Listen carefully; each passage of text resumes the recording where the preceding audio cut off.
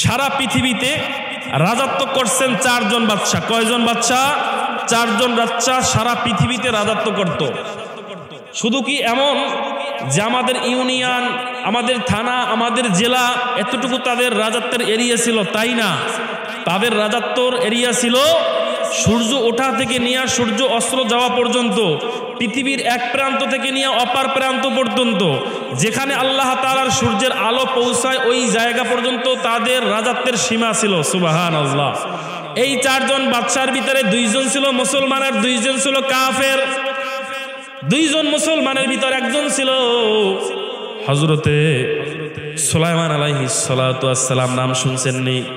পয়গম্বর সুলাইমান আলাইহিস সালাতু ওয়াস সালাম।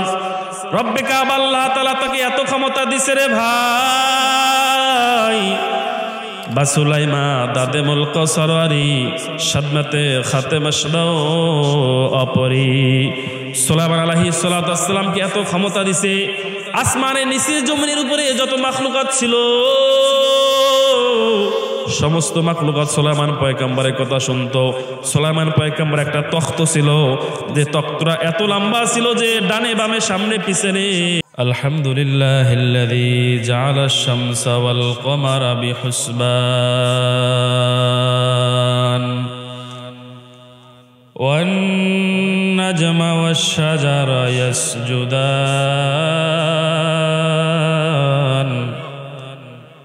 وفضل زمانا على زمان كما فضل مكانا على مكان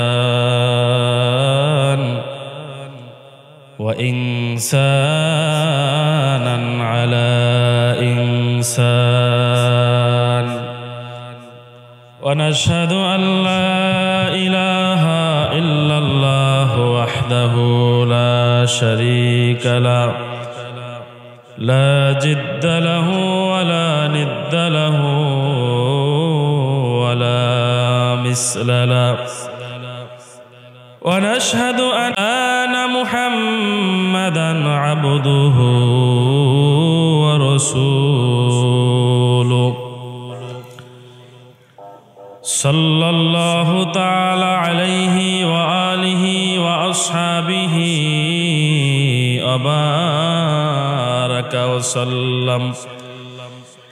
وبارك وسلم تسليما كثيرا كثيرا.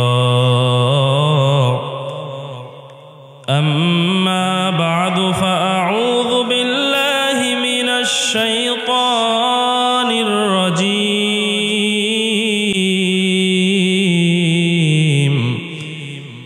بسم الله الرحمن الرحيم.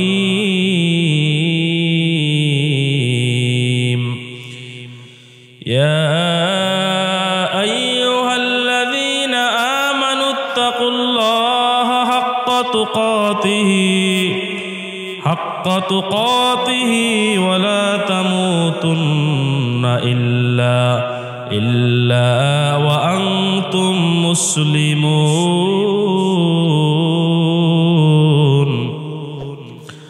وقال الله تعالى في كلامه المجيد: كل نفس ذائقة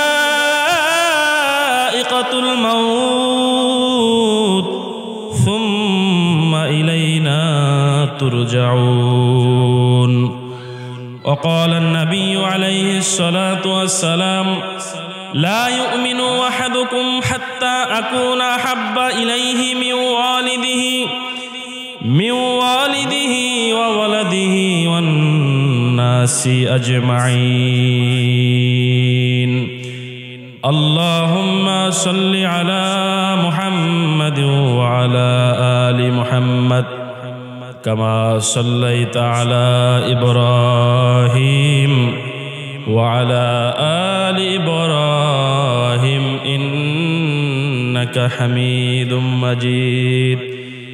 اللهم بارك على محمد وعلى آل محمد كما باركت على إبراهيم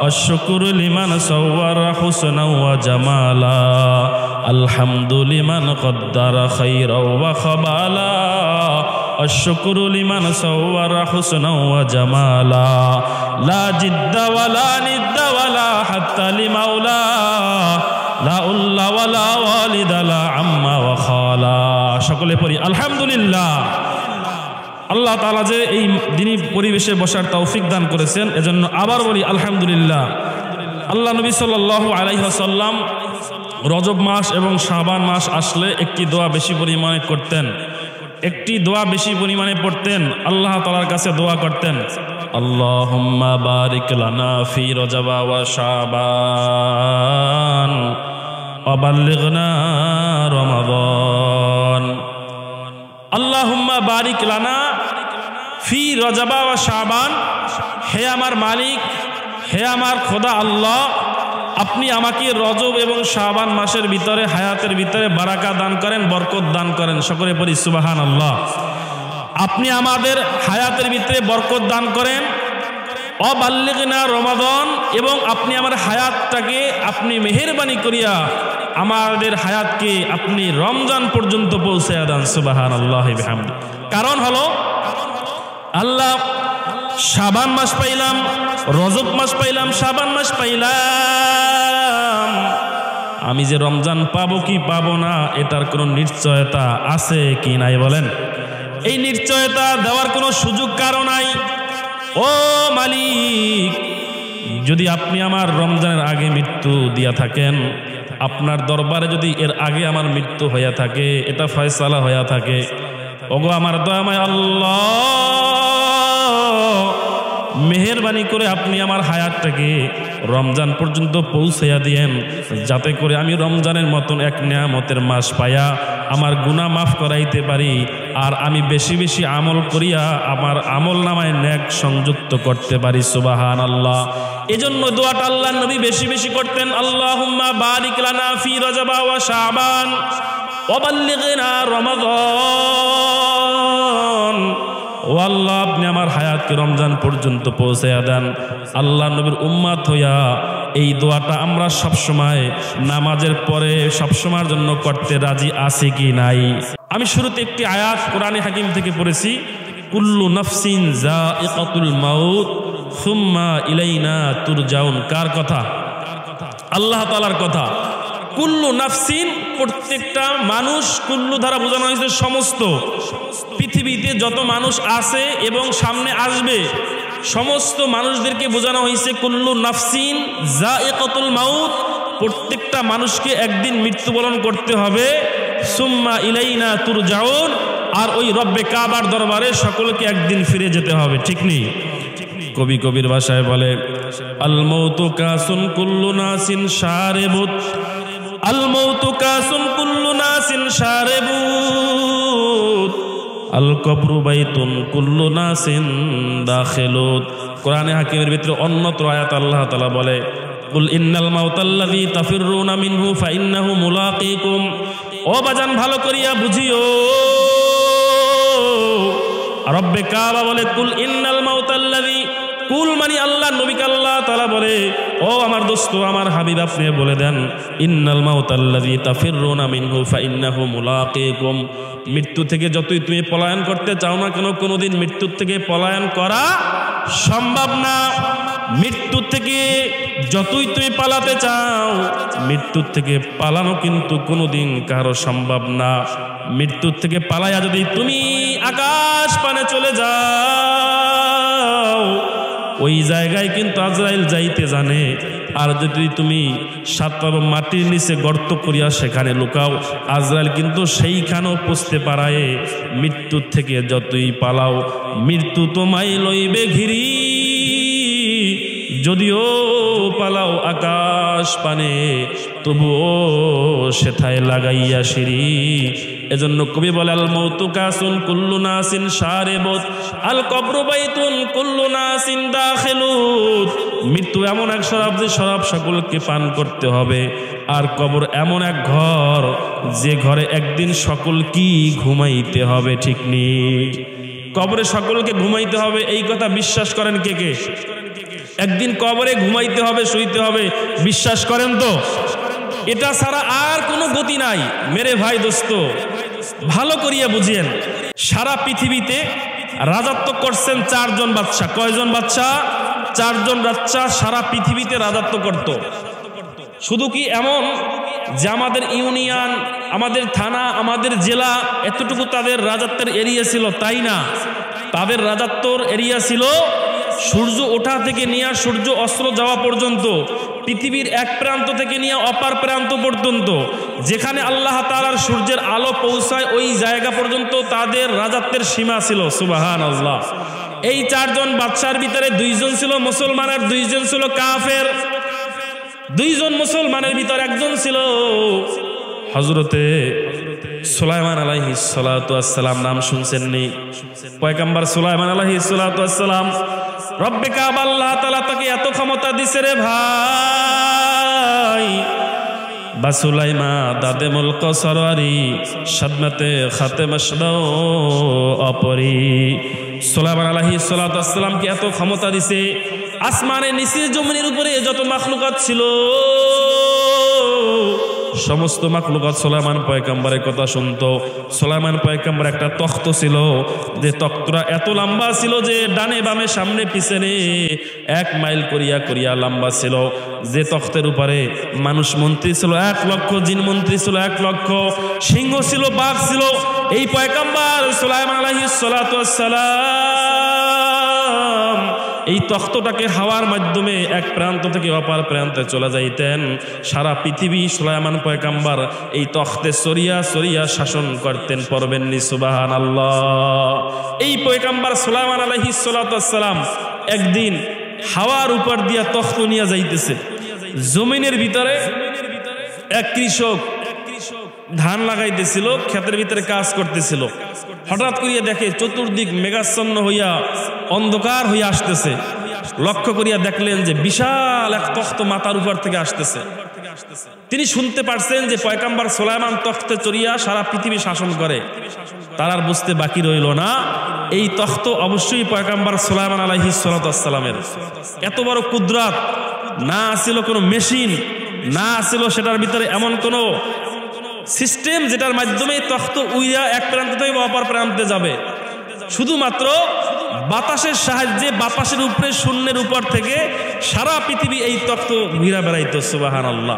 কৃষক যখন এই দৃশ্য দেখলো, আল্লাহর কুদরতের কথা তখন মনে পড়েনি? এত বড় দৃশ্য দেখলে আল্লাহর কুদরতের কথা মনে পড়েনি? বলেন।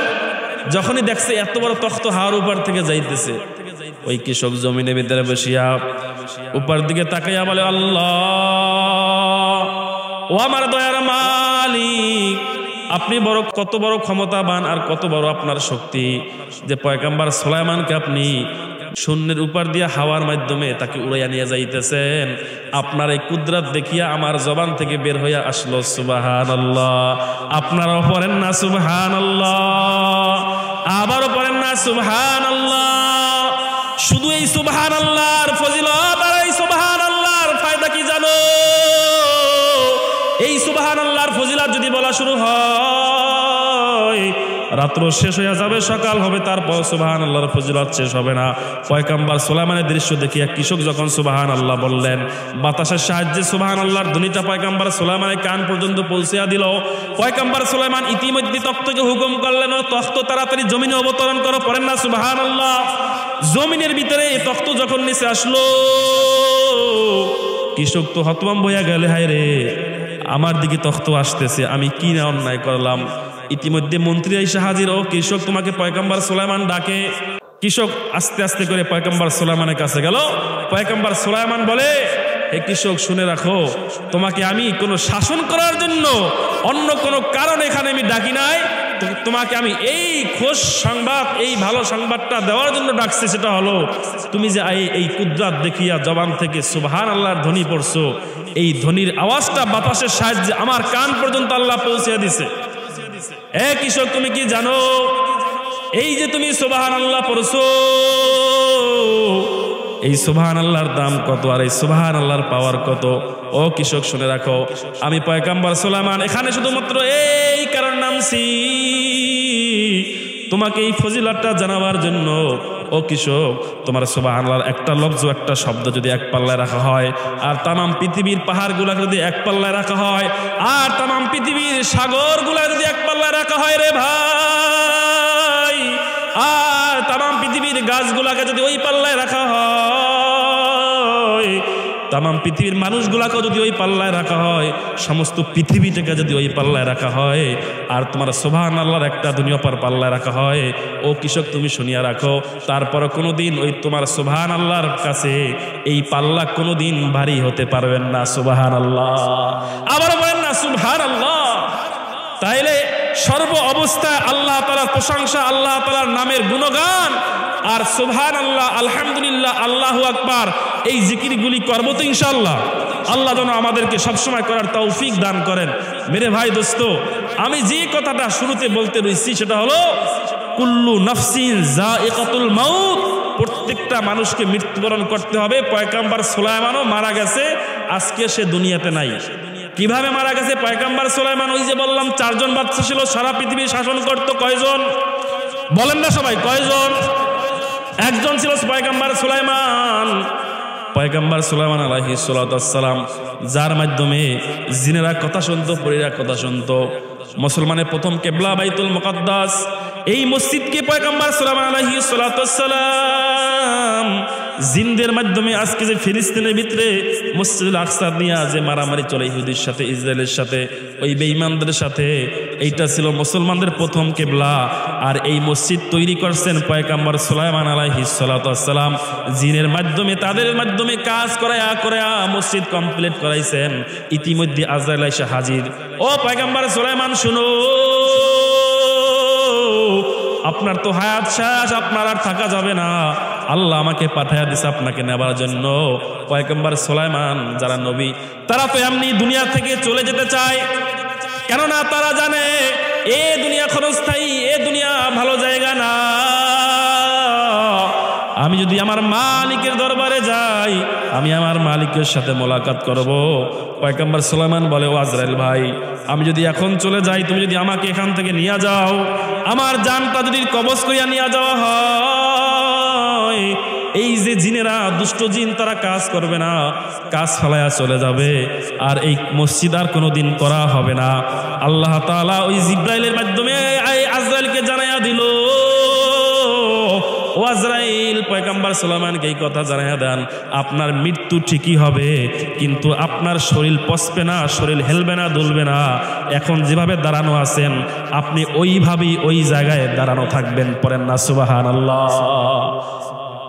এর মানে বোঝা গেল 1 মিনিট আগেও না, 1 মিনিট পরেও না। পয়গম্বর হইয়া, ও বাজান ভালো করিয়া বুঝিও, পয়গম্বর হইয়া, এমন পয়গম্বর যে গাছে কথা শুনে, মাছে কথা শুনে, পশু পাখিরা কথা শুনে, এই পয়গম্বর হইয়া 1 মিনিট আগেও না, 1 মিনিট পরেও না। যেই সময় তার মৃত্যু নির্ধারিত, ওই সময় তার জান কবজ করে আজরাইল নিয়ে গেল। পয়গম্বর সুলাইমান দাঁড়ায়া রইছে, আর জিনেরা বলে, দেখ দেখ, পয়গম্বর সুলাইমান দাঁড়ানো, যদি কোনো রকমের উল্টা পাল্টা করো, কোনো রকমের ফাজলামি করো, পয়গম্বর সুলাইমান কিন্তু ধরিয়া তোদেরকে শাস্তি দিবে। তাড়াতাড়ি কাজ কর, তাড়াতাড়ি কাজ কর। কাজ করতে করতে করতে করতে সমস্ত মসজিদ যখন কমপ্লিট হইল রে ভাই, ইতিমধ্যেই ওই যে তার লাঠি মোবারক যে জমিনের ভিতরে ছিল, যেটাকে ভর দিয়া দাঁড়ানো, এই লাঠিটা উলি পোকায় এমনভাবে খাইছে যে একদিক থেকে মসজিদুল আকসা কমপ্লিট, আর অপর দিক থেকে পয়গম্বর সুলাইমান ওই লাঠি ভেঙ্গে জমিনে পড়তে আর মোটেও দেরি করে নাই। সুবহানাল্লাহ। সমস্ত জিনেরা বলে, হায় হায়, কি করলাম? পয়গম্বর সুলাইমান তো বহুত আগে মারা গেছে, আগে যদি বুঝতাম আর জানতাম, আমরা তো কষ্ট কেমনে করতাম, আমরা আর কাজ করতাম না। তাহলে বোঝা গেল ভাইরে ভাই দোস্ত, পয়গম্বর সুলাইমানের মৃত্যু কিন্তু 1 মিনিট আগেও হয় নাই, পরেও হয় নাই। আর একজন যিনি সারা পৃথিবী শাসন করছেন, দ্বিতীয় নাম্বার এই মুসলমানের নাম হলো বাদশা ইস্কান্দার, যাকে সেকান্দার বাদশা বলা হয়। সমস্ত পৃথিবী যিনি শাসন করতেন, মৃত্যুর আগে ওসিয়ত করে গেছেন, ও আমার অনুসারীরা, মৃত্যুর পরে আমার লাশটাকে তোমরা জলদি জলদি দাপন দিয়া দিও না। তোমরা আমার লাশটাকে খাটের ভিতরে উঠাইয়া, গোসল করাইয়া, খাটে উঠাইয়া, আমার 2 হাত 2 দিক থেকে বের করিয়া এই পুরা মহল্লায় মহল্লায় এলাকায় এলাকায় অলিতে গলিতে ঘুরাবা আর মানুষদেরকে দেখাবা, দেখো বাচ্চা সেকান্দারের অবস্থা কি। মৃত্যু যখন হয়ে গেল, বাচ্চা সেকান্দার লাশটা কাটে উঠাইয়া তার অনুসারীরা সারা এলাকায় এলাকায় ঘুরে, যেই সমস্ত মানুষরা ছিল নাফরমান আল্লাহর গোলামি করে না। দুনিয়াতে কিছু লোক আছে দেখবেন যারা জিকির করে, নামাজ পড়ে, আল্লাহওয়ালা জিন্দেগি যাপন করে, এদেরকে টিস্কারি করে কি করে না, খাইয়া লইয়া কাম নাই, শুধু সারাদিন জিকির করে, পাগল হয়ে গেছে পাগল, সংসার নাই, সংসার চিন্তা নাই, দাওয়াত তাবলীগে পইরা থাকে। এইরকম টিস্কারি ওই যুগেও ছিল। বলে ওই দেখো সারা জীবন আমাদের কাছ থেকে কর আদায় করছে, আজকে বাচ্চা সেকান্দার ওই যে খাটের ভিতরে মইরাও আজকে শান্তিতে নাই। হাত দিয়া বুঝাইতে চাই তো আমার রাজ্যের প্রজারা, তোমাদের কাছ থেকে যে ট্যাক্স আর টাকা পাও না, এই রাজ্যের টাকাগুলা তোমরা আদায় করো। আর যারা আল্লাহওয়ালা, যারা ছিল আখিরাতমুখী দিনমুখী, তারা বলে না, ও দুনিয়ার মানুষ না, সেকান্দার এই কথা তোমাদেরকে বুঝায় না, তিনি এটা তোমাদেরকে বুঝাইতে চায়, ও দুনিয়াবাসী দেখো এত বড় আমি রাজা ছিলাম, এত বড় বাদশা ছিলাম, শুধু এক জায়গা না সারা পৃথিবী শাসন করলাম। আমি বেঁচে থাকার জন্য আবে হায়াত তালাশ করেছিলাম। আবে হায়াত বুঝেননি হুজুর? এটা আবার কোন বাড়ির হালুয়া রুটি? আবে হায়াত হলো এমন এক পানি, যে পানি খাইলে পরে জীবনে আর কোনোদিন তার মৃত্যু হবে না। সুবহানাল্লাহ। এই আবে হায়াত খাওয়ার জন্য বাদশা সেকান্দার অনেক তালাশ করছে, অনেক জীবনে পরিশ্রম করছে আবে হায়াত খাওয়ার জন্য, কিন্তু ঘটনাক্রমে খেতে আর পারে নাই। যে চারজন বাদশা সারা পৃথিবীতে বাদশাহী করলো, তাদের ক্ষমতা কি কম ছিল বলেন? টাকা কম ছিল, নিজের পাওয়ার কম ছিল।